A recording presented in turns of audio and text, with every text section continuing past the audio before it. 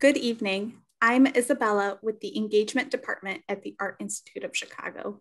Welcome to this evening's virtual Hugh Edwards Lecture with Mimi Chirano Ungak and Edwidge Danticat.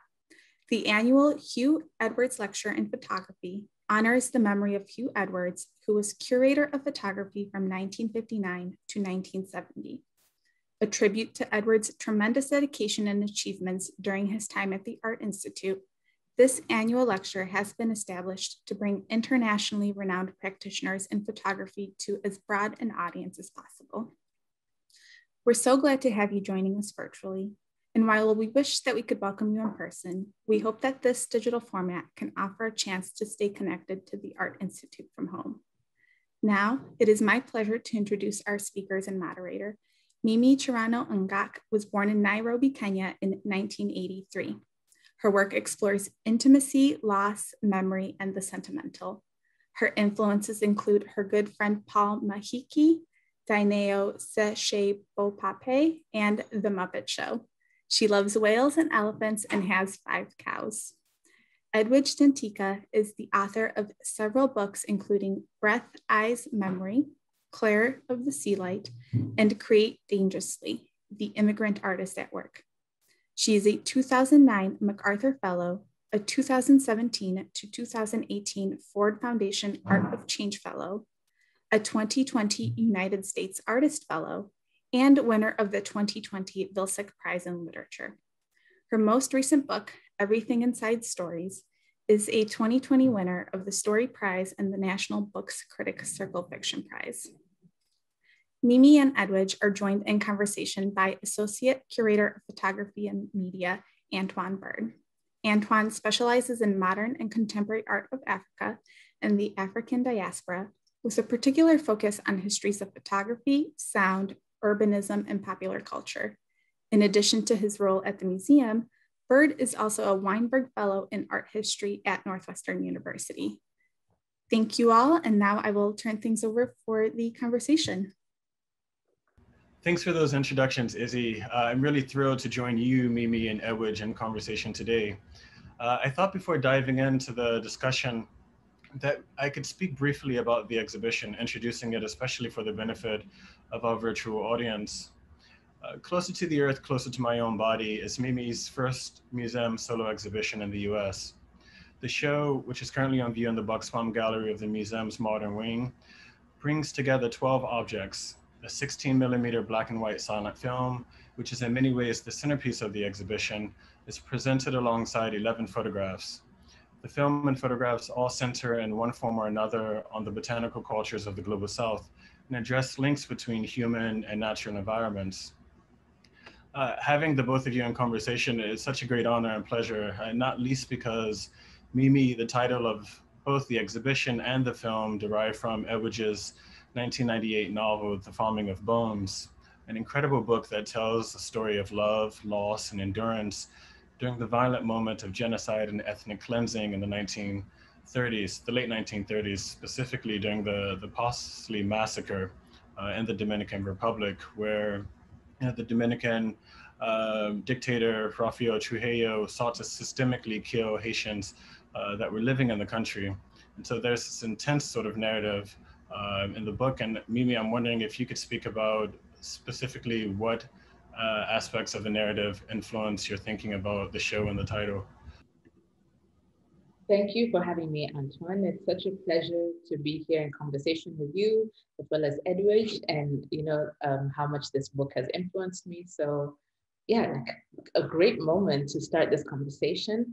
I started reading, I first read The Farming of Bones in 2004. My sister gave it to me. She gave me a bunch of books.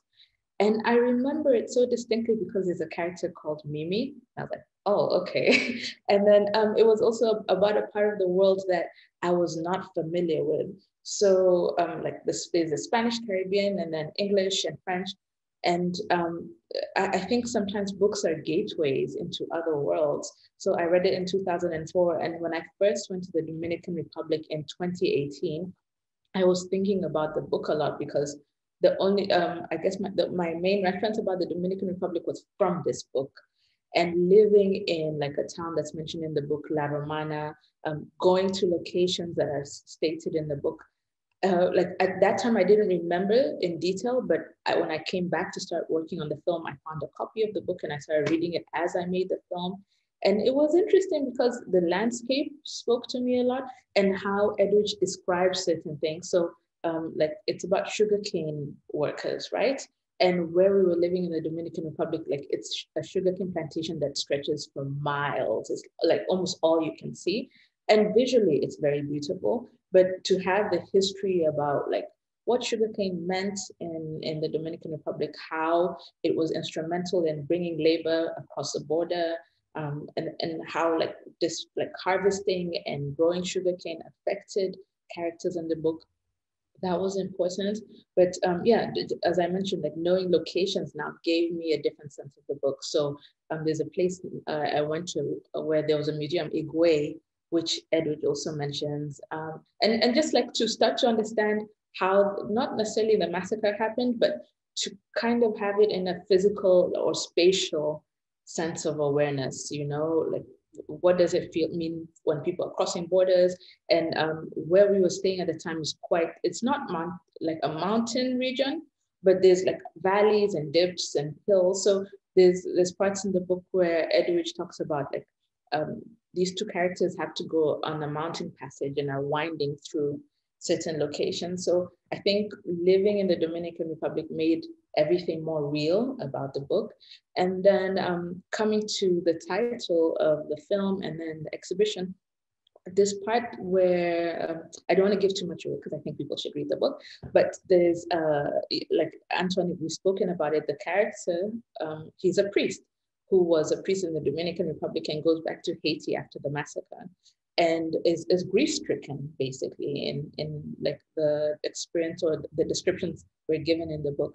And there's the scene where he's kind of recovering, but he's not necessarily present or available in the way we think of people. Like to be more specific, he's not super, I don't know how to describe it. I don't want to say rational, but coherent. Maybe coherent would be the best word.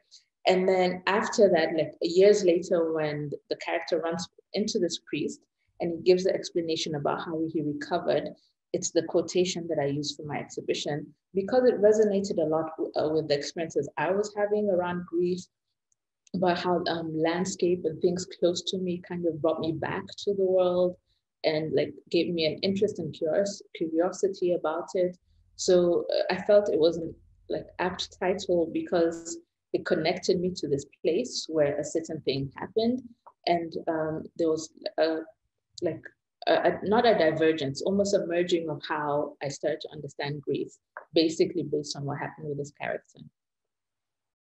That's fascinating. Thanks for sharing, Mimi. One of the things that I find really interesting is how you're able to recall a lot of the imagery from the book as you're sort of describing your experience of reading it and then rereading it again, and how it influenced your thinking about the film while you were there. And I wonder, Edwidge, if you could speak about the role of photography in the sort of literary imagination. As I read the book, I was similarly struck by the vivid sort of nature of a lot of the imagery, especially the landscape. I mean, I learned about so many different types of plants and flowers and trees through the sort of precise references that you introduced to set up certain scenes across the novel. And so, yeah, I'm just curious about your interest in photography and sort of visual storytelling. Well, first of all, I want to thank you, Antoine, and thank Mimi and the Institute for having us, for having this conversation. It's an honor and a pleasure. I'm very impressed by Mimi's recollection of the book. I have to confess that at first when I saw the quotation, I thought, where is that from?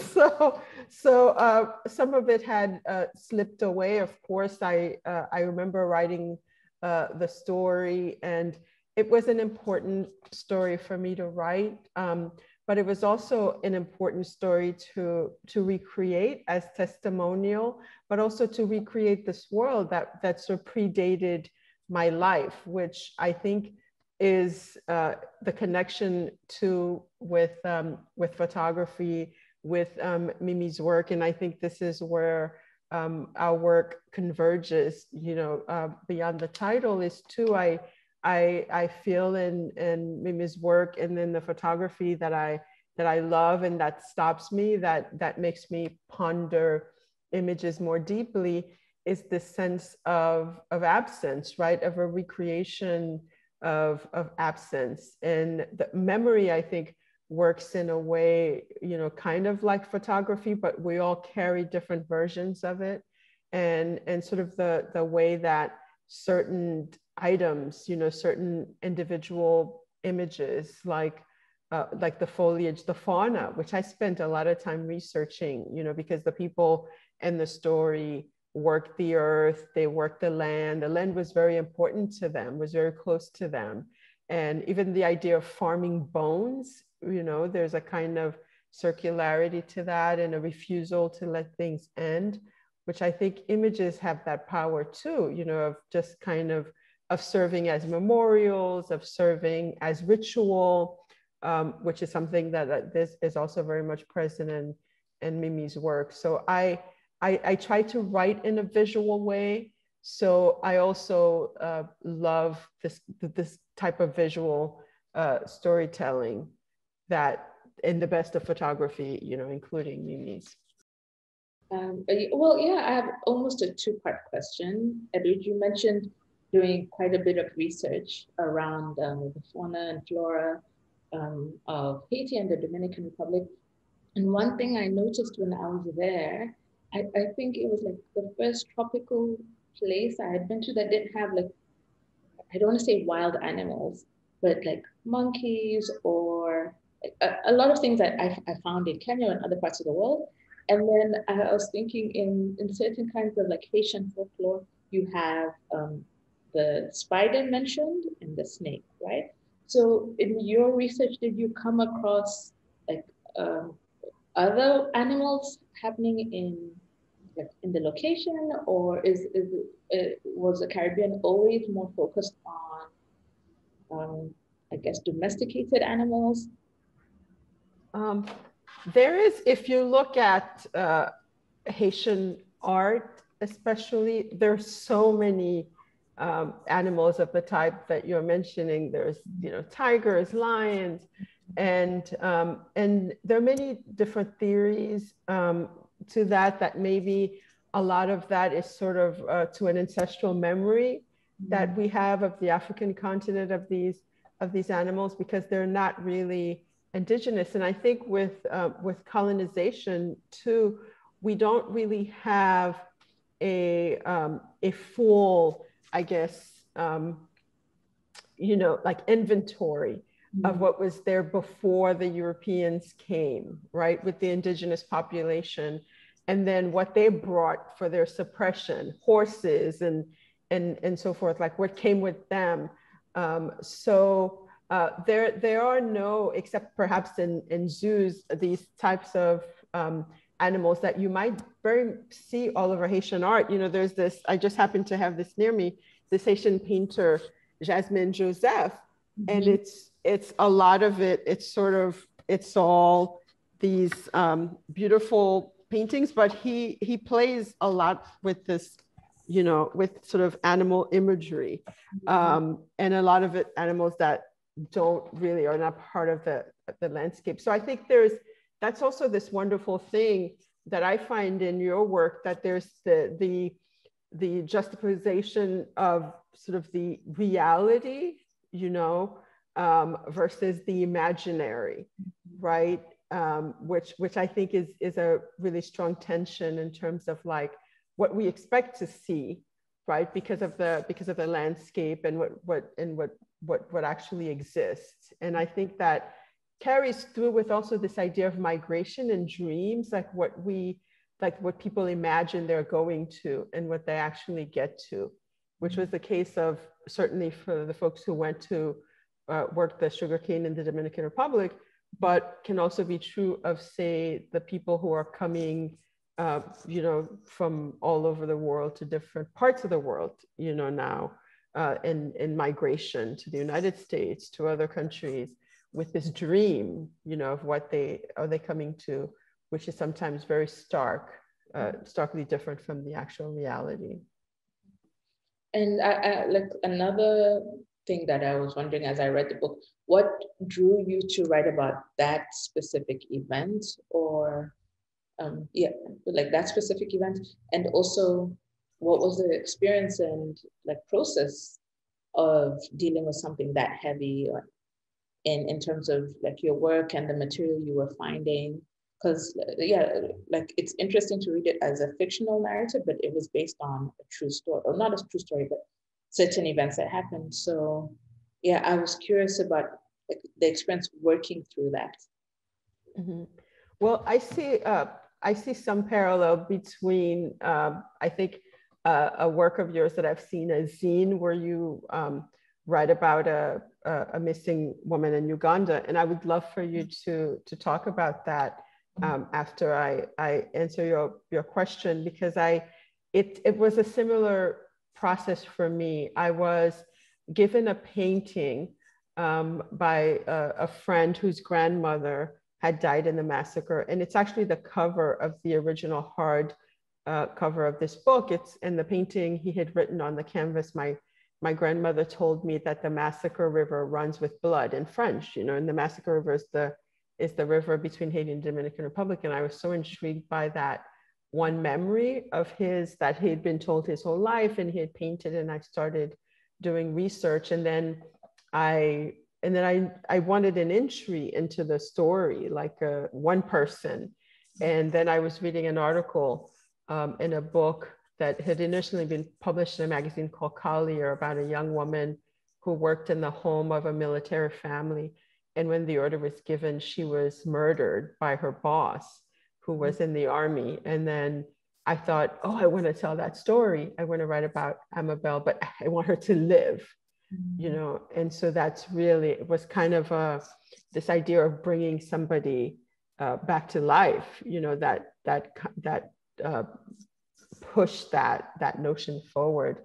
And I've been intrigued ever since I saw a presentation online that you did about a young woman from Uganda who was also missing, and that sent you on a similar search. So I'm curious about that project, how that came to be, but also how you choose your subject, like how did you end up in the Dominican Republic? That's in two parts. That actually, I was thinking about that work when I asked you how you worked through like traumatic events. So the woman was actually from Kenya. She was a student, and I found out that story through my mother, because we were at some event, and then my mother had mentioned we met someone, and then they, like, the history around their family was their sister had gone missing in Uganda, and she told me that years before. So later on, I was at a literature festival, and I was listening to someone doing a reading, not necessarily a short story, but it was a reading about his mother and a friend of hers who ended up dead. And part of the reason was because she was the head of the residence halls, and the residence hall that she was head of was where this Kenyan student went missing. So when the Kenyan student went missing, there was an inquiry because the government actually put a lot of pressure on the Ugandan government and the university to do something. But after the inquiry, when this woman testified, she was found dead, I think a week later. And at the reading in the literature festival, the man is talking about burial rights for this woman because she was killed while she was pregnant, and how there has to be a certain kind of ritual performed for the body as well as for the child that was supposed to come into the world. So I started connecting everything. And initially I was really interested in the project just to know more. And as I worked through it, it became more personal, because when I would go to the archives to read up on what was happening in Uganda at the time with Idi Amin's government, it was really dark stuff. And I was finding it difficult to work through. So I would spend afternoons reading about different massacres that happened or people that were disappeared. And at one point I couldn't take it. So I started to think of, well, why not focus on absence? Because Esther Chisira is a student who went missing, but when you go to the Kenya National Archives, there's nothing about her. There's nothing about this moment. So like, what are the things that I find important that I'd like to like transform into an object or an idea that I can share with other people? So I made this zine that was, like what ended up happening was I went to the Mohammed Amin archives, and he was a Kenyan photographer who was working from the 60s onwards.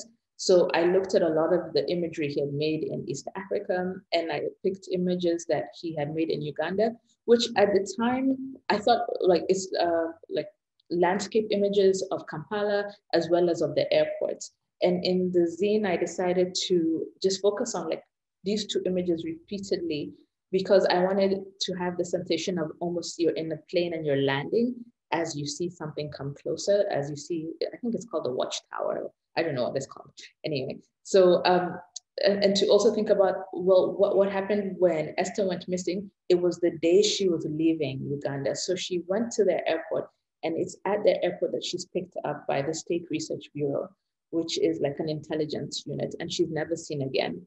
And when I spoke to her sister, I asked, well, like, what were the possibilities around her disappearance? And her sister said, well, Esther was coming home to get married, so we don't understand what happened. But when I was interviewing people in Uganda, they mentioned that either she was the girlfriend of like a protest leader, a student union leader, or maybe someone in the army had taken an interest in her and she had rejected his advances. There was a lot of different possibilities. So rather than like try and understand which one was the correct one, it was, I chose to focus on her absence and what happened on that day. So I looked at like weather reports for both Kampala and Nairobi on that day. And then just looking at newspapers and seeing what was on at that time, like the movie listings. There was a lot of horoscope listings in Nairobi in the 70s, which is so strange. Or not strange, just like unusual. It was unexpected for me. But I want to continue with the project because I felt it's something that's going to take a number of years to resolve. So maybe this is just chapter one or the first step to have made the zine, a little publication to make the intervention, and then to keep like going back to the story and make it a larger narrative about things I wanted to explore, or maybe new personal information that I come across and how to put it all together. And then the second question, the Dominican Republic. So I was in the Berlin, I was selected for the Berlin Biennale in 2018. And part of that was they had a collaboration with a residency in the Dominican Republic, which is attached to an art school there. It's called Chavon and it's in La Romana. So we went there, it was 5 artists in total, I was one of them. And we were there for 2.5 months. So, and I didn't know what to expect because I'd heard about the Dominican Republic, but it's not a place I thought, okay, I definitely want to go there. You know, it was a bit mysterious. And when I was there, I ended up studying at the film school. They had experimental cinema classes. So that's also how I started making the film, just being with the students. And then like just being there, thinking about like the relationship between Haitians and Dominicans, and like what that represented for me, because when I was there, people couldn't really place who I was or where I am from. So they knew I wasn't American and they knew I wasn't Haitian. So what else does that leave me, you know? And even Haitians would meet me and be completely confused, like why I don't speak Creole. And like, I didn't know how to explain, like there's just other people, you know, in the world. So I like that it expanded my consciousness about relationships that are happening at the presence of Africans in the Caribbean in terms of like a contemporary presence, because there's not a lot of migration now, you know, and even in Latin America, what does that mean? To think of these new, bridges that are kind of forming as we travel south to south versus from the south to the north. I love this idea of you're traveling south to south because it sounds as if even your presence was expanding, right? For the people you encountered, what it means to be Black in the Caribbean, right? What it is to make this migration, and this migration also through art. So there's all this commonalities also with, you know, artists have a certain language, photography, the visual. I wondered, when I was watching your film, I felt it kept inspiring in me this feeling of just lying beneath this tree, and just spending that time and watching the light change and feeling the mood change, and having sort of these occasional like moments where sort of like in conversation with the light. And there were parts of the banana leaves that almost reminded me of lace, you know, and I had to rethink of like these beautiful moments of like, oh, maybe Amabel from the book just lying down, you know, because I tried also, the book was also that a kind of sensuality to it that I worked on. So I wondered what is different for you about photography, like about still images versus this kind of moving image that feels like it's happening in real time. What are the different practices to those two types of images? I think that's a question I think about repeatedly, because I started off in photography predominantly, and I'd always wanted to expand into video and film as a medium. And I feel like things come to you when you're ready, you know, like I had this desire, but like things hadn't come together, and then I landed in the Dominican Republic, and next thing I'm doing this film. So one thing I noticed just in the process was photography, you can move up and down or like sideways, whatever. You're not so still in terms of like acquiring or collecting images. And what I had to learn with film is like once I make a decision, kind of that's it. You can move, but in shooting 16mm, it's a heavy camera. For me, it's easier if I'm shooting on a tripod, so I have to fix a certain point and like work from there.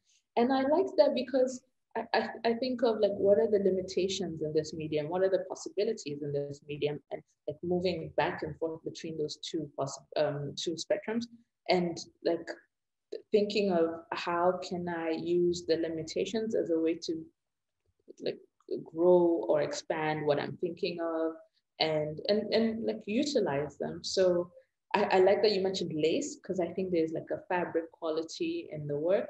And then it also meant like, because I was in one position most of the time, I had to look at this like this clump of trees repeatedly over and over again, and it was never the same. So I feel like even as I captured it, there was still a lot more possibility that the movement, the gestures were like expansive, you know, infinite. You could look at these trees forever and still like not necessarily like fully engage with the movement.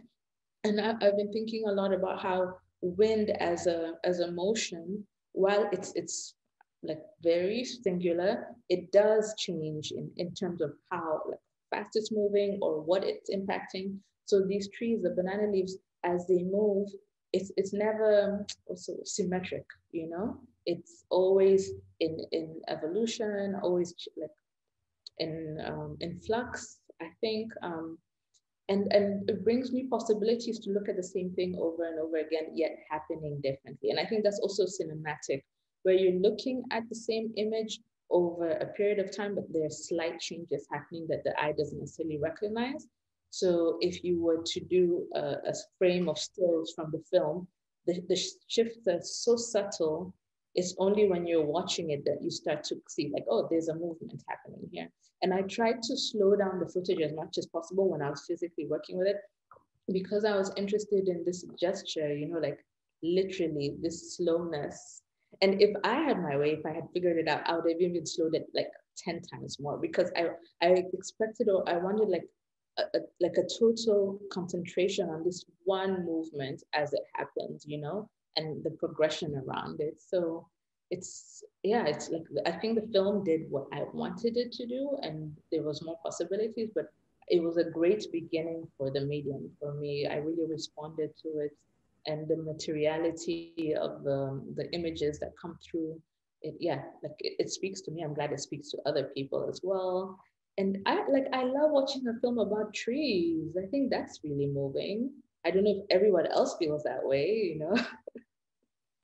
Well, sorry, go ahead. No, I was just going to say, I loved, Edwidge, your observation about thinking of the plants in relation to lace. And it brought to mind for me image slide 16, Evan.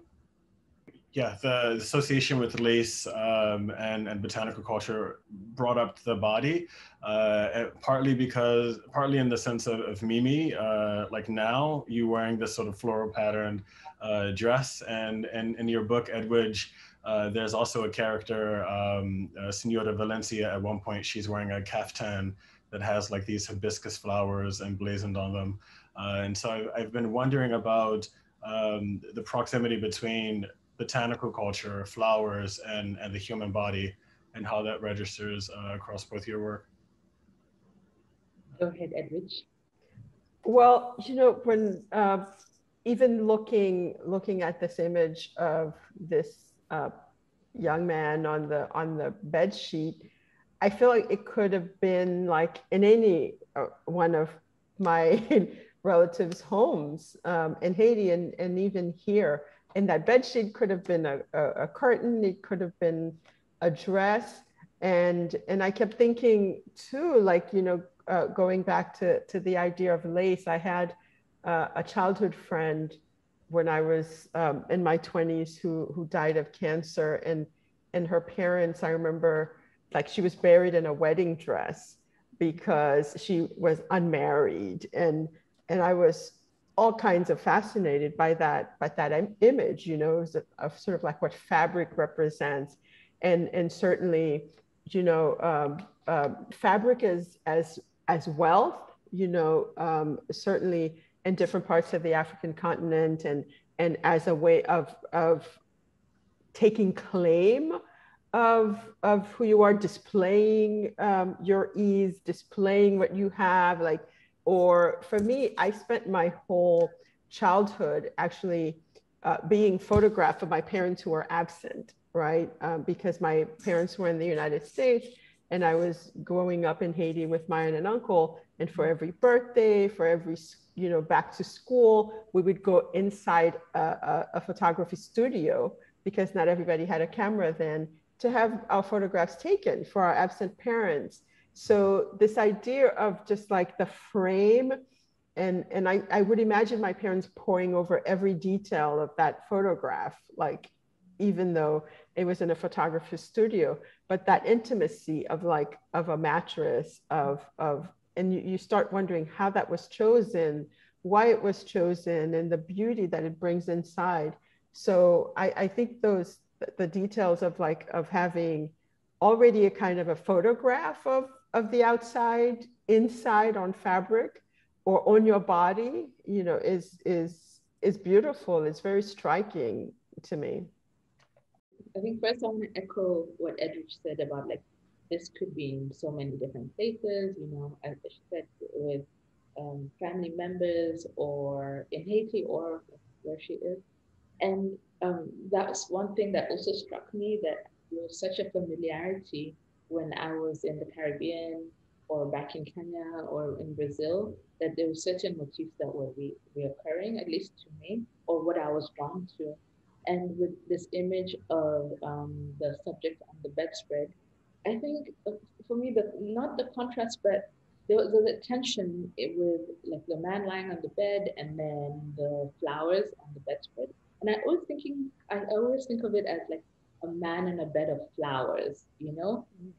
I think there's some sort of contrast in that I find really beautiful. And then I think, like, flowers and plant life, like, especially the motifs that happen in the fabrics that we wear in different parts of the continent, it's adornment, you know, it's sending messages. So I remember I have a dress that had like an envelope, and then the envelope is open, and then there's hearts coming out of the envelope. So I feel like those kind of patterns are not necessarily signifiers, but just forms of adornment for us that are important. That I didn't think about as much when I was living in Kenya. It's only when I in Europe that I see a completely different like palette of the world. So I remember I showed a woman, a Danish woman, one of the photographs, and she found the bedspread too noisy. She's like, I could never sleep on that. It has to be all white or like a solid color. But I found it incredibly beautiful. So it's interesting what we're sensitized to, what we think is what we're comfortable and familiar with. And I don't know, I like the idea of sleeping on a bed of flowers. And I think with photographing like my sister in nature, or just a lot of the people that I'm working with who are very close to me in like natural environments, because I feel those two things not work together, but are in the same place in my mind. Because when I'm making my work, it's not necessarily about a specific place, but more about a fictional place that I'm creating, and these are characters that inhabit that place. So if I could say I'm like, let's say it's a feature film, these are the locations I choose, and this is where the characters should be. It makes sense to me. And I'm thinking too of, I'm not sure where this photograph was taken, but I'm just looking at the position of the body. It's someone who is tired, and I imagine a kind of urban landscape and a window where the light is coming through. And I think in these landscapes, you know, I love this idea of a man on a bed of flowers, also because it's like a person in a bed of flowers, probably surrounded not by so much beauty. There are probably flowers not nearby, you know, this person. So it's a way also of bringing nature inside, perhaps in an urban landscape, or perhaps far from one's, you know, first memories of flowers too. And I would say, I think something I noticed, like being in East Africa and also West Africa, there's not a big divide between rural and urban. So Antonio, we had this discussion over and over again where, like, as you said, Edwidge, it's a man on a bed of flowers, or like flowers are in an urban environment. But for us, there's no separation, or for me, at least, the things I noticed that it's not so distinct that this is urban, this is rural. They're kind of interlinked, or always like moving back and forth between those spaces. Another theme that has come up as you both are speaking is the idea of intimacy. It's interesting how it registers in the exhibition, because the first photograph that we look at when you walk inside the show is of an empty bed, an image that you made, Mimi, in 2007. And it's of an empty bed, and so it brings up this idea of absence that we've been talking about, so the absence of a human body, but that doesn't make the photograph any less intimate, or it doesn't bring to mind ideas, or it doesn't prevent ideas of intimacy from coming to mind. And so I'm wondering if you could speak about, you know, intimacy as it relates to the presence of a body or the absence of a body in your work, Mimi, and then also Edwidge, thinking about the relationship between Amabel and Sebastian and the Farming of Bones and the kind of intimacy there. I'm wondering how intimacy enters your work as a writer. I think one thing I've started to notice, I don't necessarily see absence as a negative thing, you know, and maybe that's because when I'm making the photographs, it feels like they're quite loaded, even though there's no one in the bed. I think the symbolism around a body being there, or having like been there, like kind of tells a different kind of story. It adds a density that I wasn't aware of before I started making these photographs. Because I guess we always think of absence as subtraction, something leaving or being removed.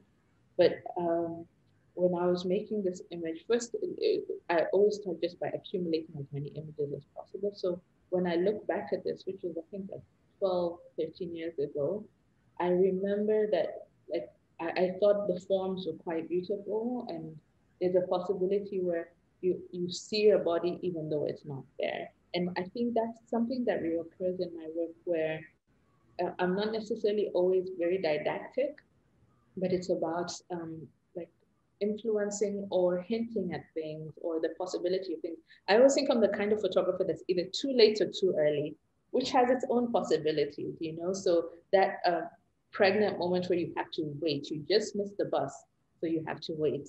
And like, what are the possibilities there? And then in like looking through my work, like working with the same people, or sometimes having fragments of their bodies or fragmentary aspects of their bodies, it's I think I'm kind of trying to form like a character, not necessarily speaking about this person individually, but these characters that are like in my work that keep coming back or are leaving. What are the implications of like when you see this person, but then the next shot is an empty bed, and it almost feels like a film for me. So a lot of my photographs function in that way.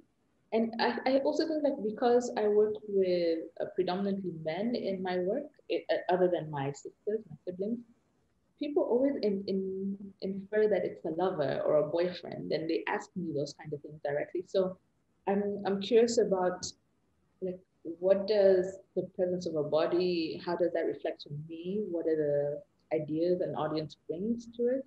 And like, what are ways that I'm also thinking of the body in terms of having it in the frame versus removing it, or that juxtaposition of an image where there is a man in the frame next to an empty bed.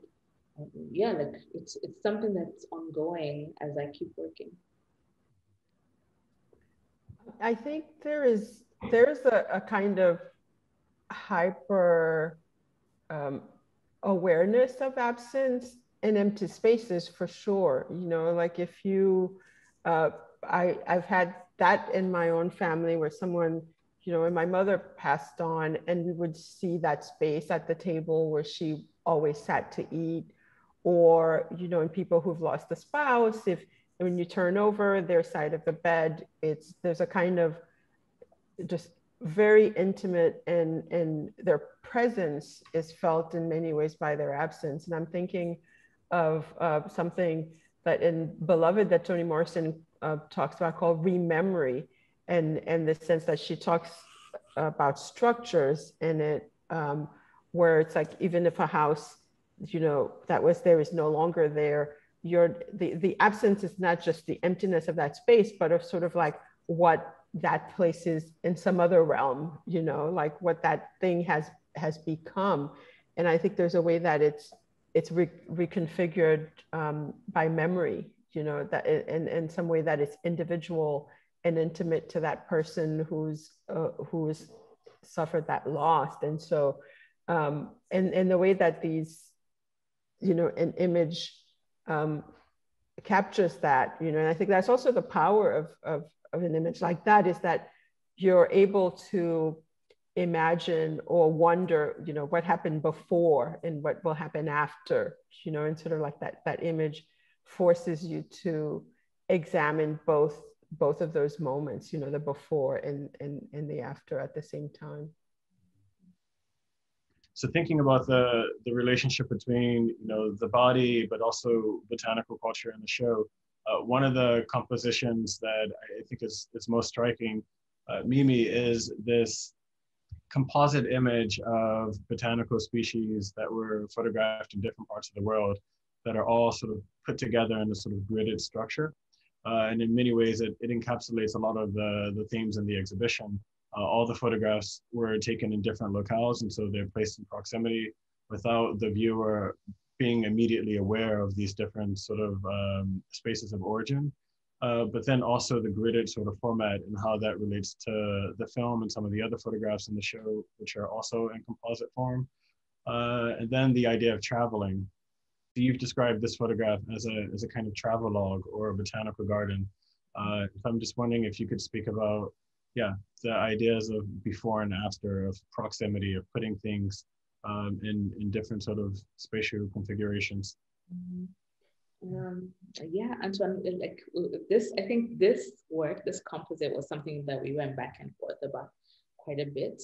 And I think one thing that comes to mind when I look at this image or when I was working on it was green as a register of the tropics, you know, and a certain kind of green, which is when I think about like living in Berlin now and I travel to the countryside or I'm on the train, it's not the same even in summer. Like the green is a bit muted here.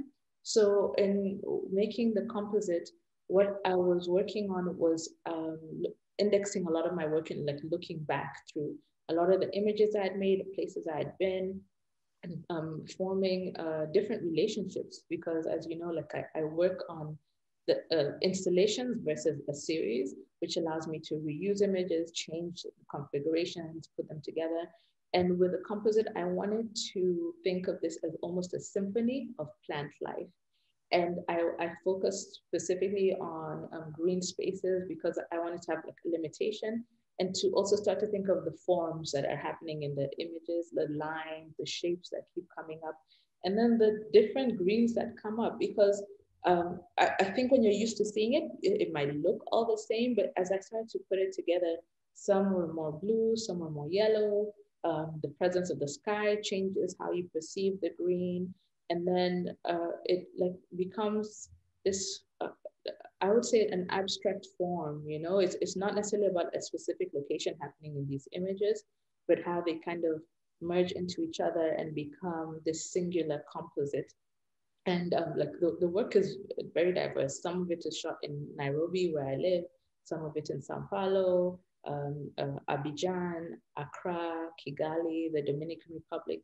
And it kind of echoes this idea I've been having of south landscapes in the south kind of having a similarity. Not necessarily are the same, but there's things I'm drawn to in Sao Paulo that echo or like repeat what I see in Nairobi, you know? So I liked collapsing these territories all together and forming a new place, a new fiction. And it feels like if you could have a garden on your wall, this would be a good possibility.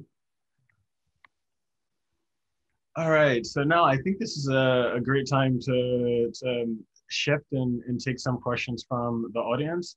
One of the questions that came in, which I think is really great, is do you think that the interpretations and meanings behind your works shift for international audiences, or are the ideas that you're conveying universal?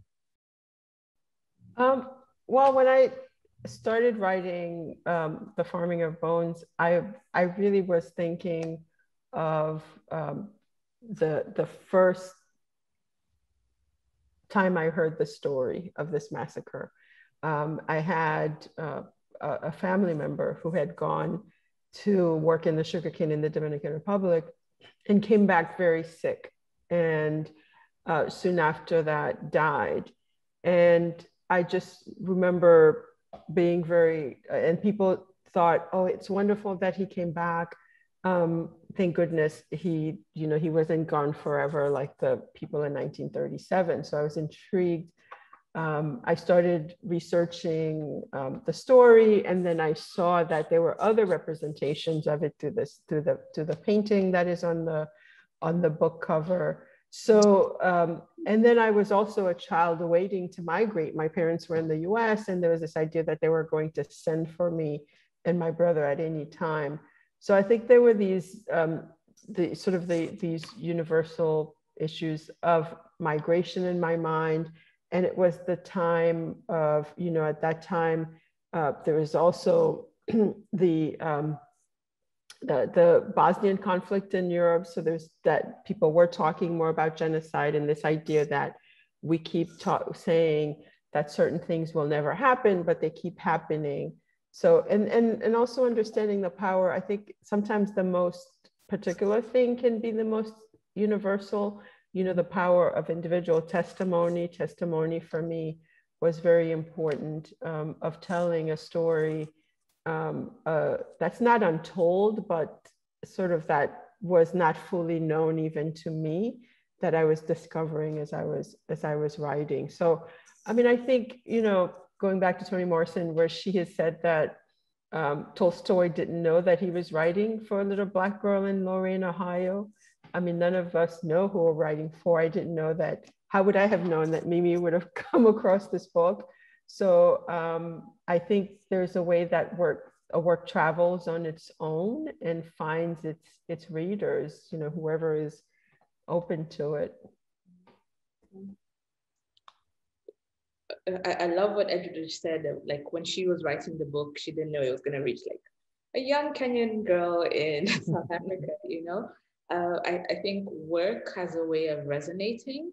I'm not so, I don't believe necessarily in this idea of the universal. I feel there's like registers or symbols that we all like we relate to collectively because of imperialism or globalization. But in making my work and thinking of this exhibition, Anton, we always discussed like when I made work, I was my first audience. I wanted to see a certain kind of work. And I remember a quote from an artist, I can't remember who it was. They said, make the work that you want to see. So rather than complaining or like wishing something was there, like be responsible for bringing it into the world. So I was what I would consider my first audience, and then my family. So my parents were very engaged with my work. Like when when I'd show them photographs, my mom would be like, "Oh, where's this?" And when I showed her the film, when I had started making the film, you know, her response was like, "They were lovers. It looks like they're lovers," you know. So I like that she could bring her own take to it, and so I don't think things have to be universal. I think they can resonate even when you're coming from a completely opposite perspective. And when work travels, it takes on its own meanings. I don't think artists control the meanings of their work. And I've struggled with that. When we were making the exhibition, Antoine, there was things like, well, in all our conversations, certain things you said to me where I was like, no, I don't know if my work is about that, but it's like a perspective you were bringing into the exhibition.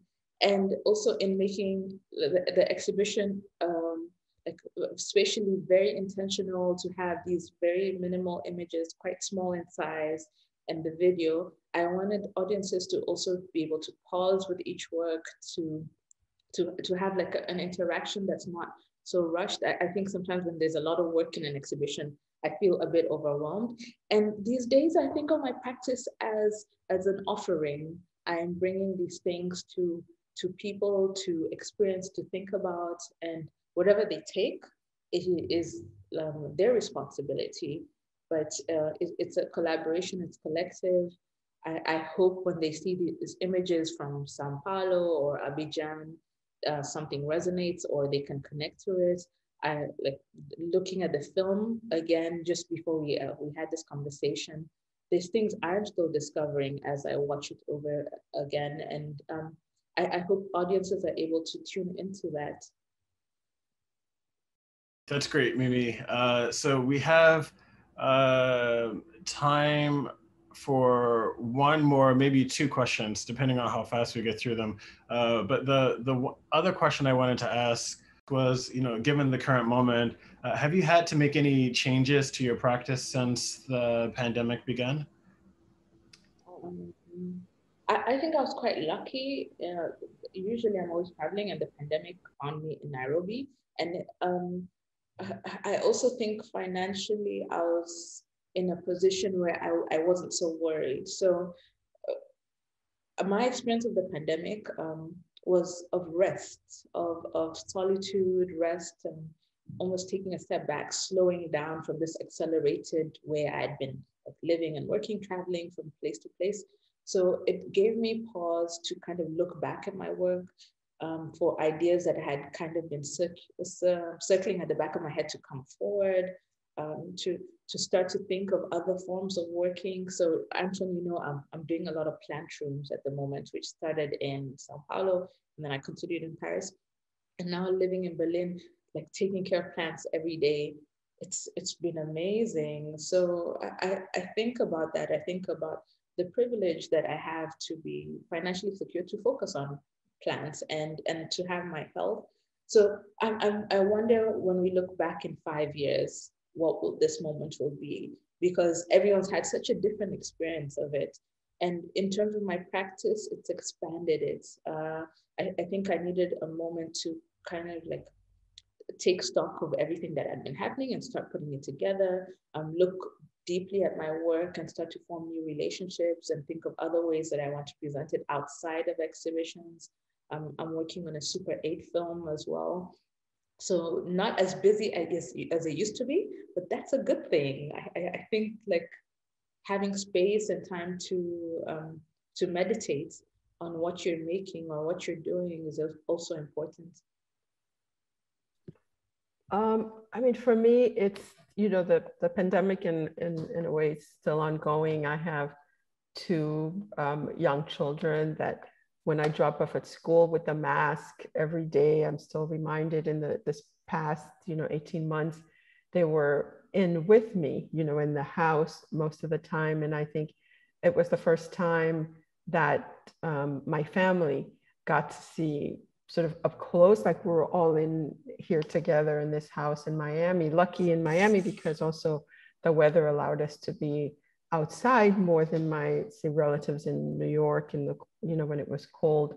So there was that, you know, there are certain privileges for sure, but it also felt to me like I couldn't write fiction really, except from short pieces during that period of time, because I felt like the world itself was too, just was like, it just felt somewhat futile in a way to be making up things as sort of like these unreal things were happening. And also in Haiti, the president was assassinated. There was an earthquake recently, and you know, and their family members were always concerned about throughout the year at the same time. And I live in Little Haiti, where there were always also these other effects of the pandemic, because people here were supporting relatives back home and were losing jobs. And so there was like this sort of, at the same time that you're supposed to be clustered, but sort of a need for more community involvement. At the same time, of course, the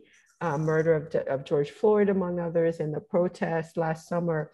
So all of that felt like a shift in time, and the work for me just started feeling like smaller. Like, so I was writing more essays, and I found myself writing a lot about art, about artists, and about what was, you know, going on. So that would be probably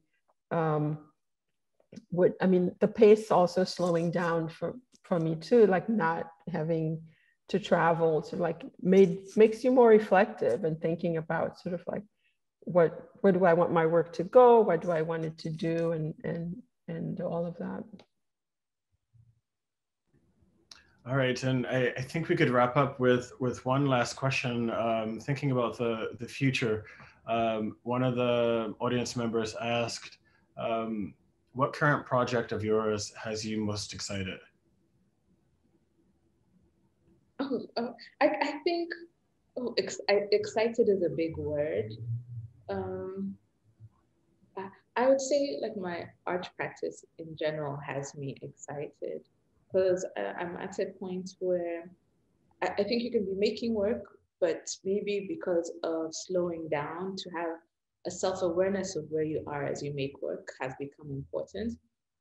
And it feels things are more expansive. So I started off in photography, and now I'm in a different medium, but I feel like I'm just at the beginning. And like Anthony always speak about this, about like, as you grasp a language, it kind of opens up a different territory for you. You take on new things, you create more meaning. So I would say that, as in general, my practice is really interesting for me. And then I'm working on publications as well. I'm thinking of artist books and photo books, and like transforming my work into that direction, and what are the possibilities around that. So it's been a strange time in the world, and I'm trying to not necessarily make an intervention or try to control it, but accept whatever's coming and work with it, like really going with the flow. I'm working on some essays, which I hope to finish by the end of the year. And then I guess I'm excited to return to writing some fiction and see where that leads me. Thank you all, Mimi, Edwidge, and Antoine, for this engaging and thoughtful conversation. And thank you all for joining us for this evening's program. We hope you get a chance to visit the exhibition Mimi Cherona Ungak, Closer to the Earth, Closer to My Own Body, which is on view through February of 2022. For more information on upcoming virtual events, please visit us online at artic.edu and look for our monthly e-news in your inboxes. We look forward to seeing you again soon.